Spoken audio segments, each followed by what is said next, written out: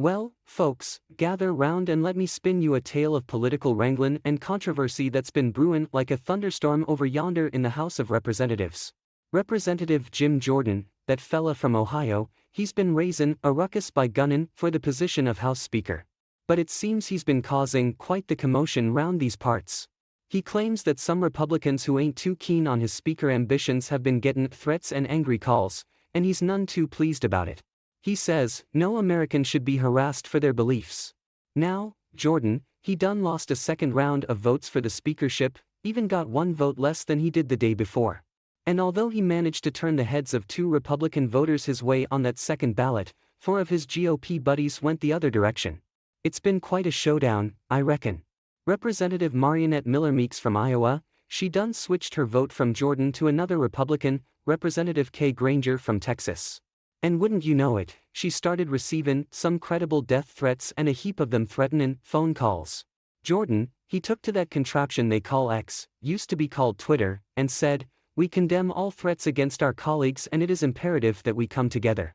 Stop. It's abhorrent. Seems like he's had enough of this here Harrison business."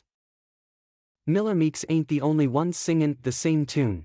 Seems like quite a few lawmakers have been fussin' about the threats and harassment they've been gettin' for not votin' in Jordan's favor.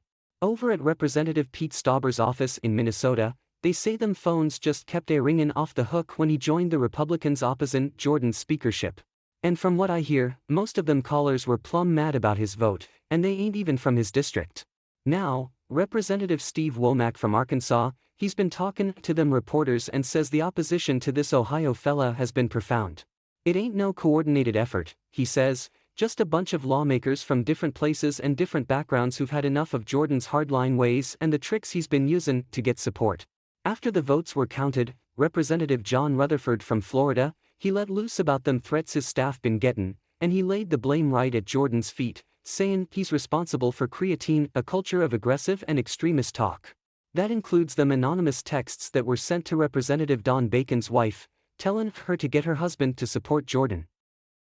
It seems that the folks in Idaho ain't too happy with Representative Mike Simpson either, 'cause he went and voted for that Scalise fella 2 times in a row. The Idaho Republican Party says they've been swamped with emails and calls from them voters, disappointed in Simpson's choice. They're looking for him to defend the Constitution and take care of the hard-working folks in Idaho, they say. Now, before this whole ruckus started, Jordan and his pals were pulling out all the stops, even had that Fox News feller, Sean Hannity, calling up swing district Republicans to get them to vote for Jordan.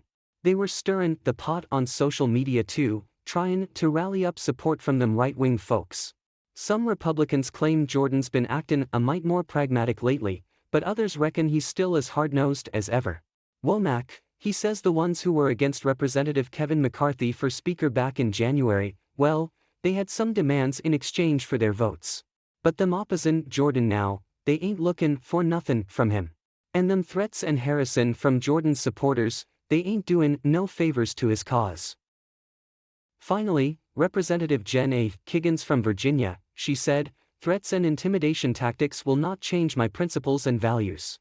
And that Granger fella, well, he cast his vote of conscience and stayed true to his principles, no matter the intimidations. It's been quite the showdown, my friends. Quite the showdown indeed.